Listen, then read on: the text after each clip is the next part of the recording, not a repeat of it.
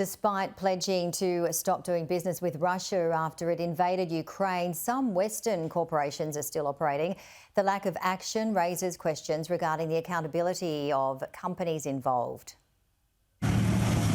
When Russia marched into Ukraine, hundreds of companies from other nations announced plans to march out of Moscow, hitting Vladimir Putin's government in the pocketbook and hobbling his war effort. But 1 year, 4.5 months after the invasion, some others are still doing brisk business in Russia, according to Yale professor Jeffrey Sonnenfeld. These are companies that said they were leaving and then reneged, saying, it's too much trouble. It's wartime profiteering. And it is actually aiding, sadly, helping to fuel Putin's war machine.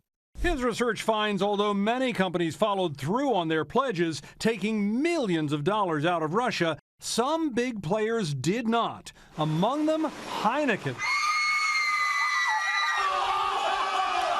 Sonnenfeld's researchers say the Dutch company has 7 facilities in Russia, 1,800 employees, and is still launching new brands there. Heineken calls the war a terrible human tragedy and says the company remains committed to leaving, but so far has not secured Russian regulatory approval to sell its assets.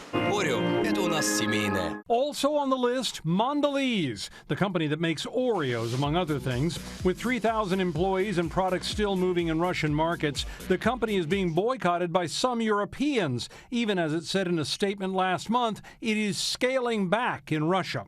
And there are more. Unilever has called the war brutal and senseless. Philip Morris has said the situation is complex. Nestle last year pledged to sell only essential items, but Yale researchers say non-essential items are still being sold. And all of those companies continue doing business with the Russians.